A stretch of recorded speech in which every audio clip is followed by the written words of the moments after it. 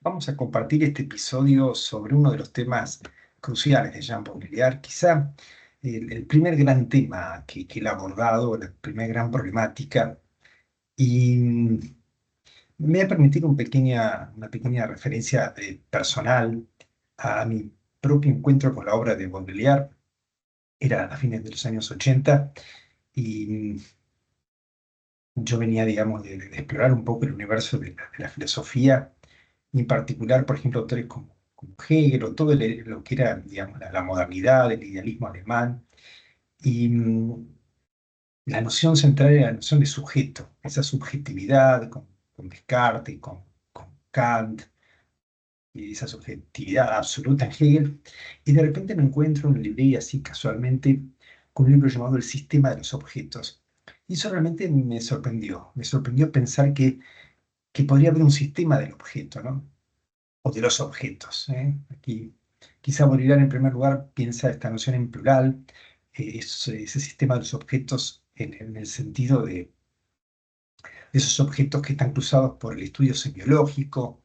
por cierta funcionalidad del objeto, por una especie de investigación lingüística hacia el objeto, ¿no? Esta referencia en Baudrillard al universo de Roland Barthes, pero incluso a esas afinidades con el estructuralismo y con el psicoanálisis también. Eh, Ese objeto que de algún modo está marcado por la lengua del sujeto, pero de alguna manera ya Baudrillard intuye y despliega eh, que hay una especie de diferencia, de distancia radical entre el sujeto y el objeto. Y este es el primer gran tema. No solamente el sujeto pensado como una suerte de- de despliegue de una especie de conciencia, que más allá de la conciencia se, se produce de múltiples maneras. De algún modo, este concepto lo va a desarrollar en un texto posterior y que despliega su visión y su crítica al marxismo, justamente en el texto El espejo de la producción, donde el sujeto es sujeto de la producción, en cambio el objeto va a ser el objeto de lo inaprehensible por la producción. Desde luego, en primer lugar, ese sistema de los objetos son producidos por un sujeto que proyecta allí su dinámica inconsciente, su estructura semiológica, y el análisis que hace Baudrillard de la sociedad contemporánea y de ciertos fenómenos que, por ejemplo, que tienen que ver con el consumo, por ejemplo, o con todo el sistema de signos, ¿no? Este tema tan importante, la genealogía del signo y su vinculación con el objeto, pero hay en Baudrillard una suerte de resto allí que aparece como irreductible a toda esta dinámica del sujeto y de algún modo esos objetos que empiezan de algún modo a hablar y a tener una especie de habla propia, ¿no? Y no solamente el habla de la producción del sujeto, sino otra dimensión. Eh, Desde luego creo que este concepto va desplegándose y digamos, esta instancia de separación va siendo cada vez más radical y de algún modo incluso hasta invertir esta posibilidad de pensar que ese sistema del objeto es un sistema tal vez gobernado por el sujeto, que lo piensa el sujeto, y Baudrillard ya en los últimos textos va a plantear una postura inversa, ¿no? Es el objeto el que nos piensa, es el mundo el que nos piensa, es la alteridad la que nos piensa. Ese objeto que deja de ser la proyección del sujeto y lo que orbita alrededor del sujeto para ser una suerte de instancia que de algún modo en esa reminiscencia antropológica tiene que ver con la parte maldita que plantea Georges Bataille, esa dimensión del resto, de lo inasimilable, y que en cierto modo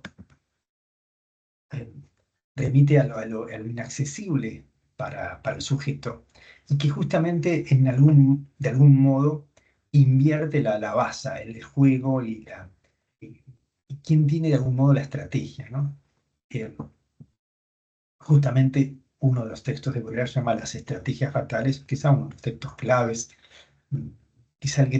gran texto articulador de la teoría de Baudrillard es ese texto, Las estrategias fatales. Es un texto que condensa todo el despliegue previo y abre un panorama hacia futuro. Y allí esas estrategias fatales son justamente esa suerte de reversión del objeto sobre el sujeto. Esa fatalidad que no es la aventura creadora y, digamos, dominante, la aventura dialéctica del sujeto, si veríamos un poco en términos hegelianos y de toda esa perspectiva en donde de algún modo el objeto no es más que una instancia que tiene el sujeto para saber de sí.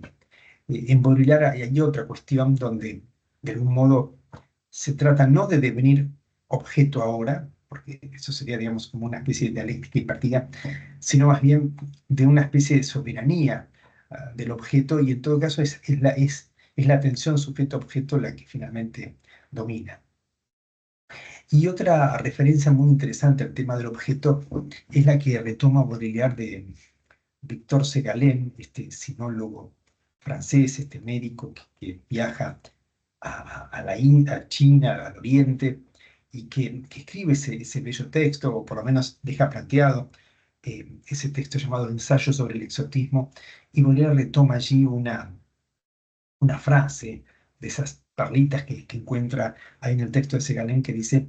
el exotismo esencial es el del objeto con respecto al sujeto. Y este es un punto que a Baudrillard le va a interesar mucho. Esto lo va a explorar un poco más adelante en sus textos. Especialmente en un pequeño texto publicado llamado Figuras de la Alteridad, eh, que Baudrillard ahí desarrolla un poco esta cuestión y después despliega un poco más en el texto La transparencia del mal, y justamente da esta suerte de predominio no solamente antropológico, de una especie de objeto en el sentido de lo inhallable, por ejemplo, en las culturas que no son las occidentales, no son las modernas. Hay en Baudrillard permanentemente citas a otro tipo de culturas, una especie de reminiscencia antropológica que es una especie de objeto distinto al sujeto moderno, al sujeto occidental, al sujeto de la racionalidad y de la producción. Pero también hay una especie de sujeto-objeto en el sentido metafísico, y que Baudrillard, si bien no lo plantean a veces en los términos que la historia de la filosofía lo plantearía habitualmente, pero que desde luego tiene que ver con esa consideración, y que sostiene Baudrillard también una especie de alteridad metafísica del objeto sobre el sujeto, una especie de predominio de esa dimensión, ¿no? Eh, Y en otro libro, El intercambio imposible, justamente parte esencial de ese intercambio imposible es justamente lo inintercambiable que hay en el objeto, ¿no? Ese objeto que es lo que hay que estudiar, pero al mismo tiempo que hay que producir, ese objeto que opera como una suerte de espejo para el sujeto, pero finalmente es un punto irreductible, un punto irremediable para la conquista del sujeto, y es de algún modo también el que, en el sentido fuerte de lo que es, entre comillas, para Baudrillard el pensamiento, el que de algún modo lleva a la delantera, ¿no? Es el objeto el que nos piensa. Pero digo que esa dimensión,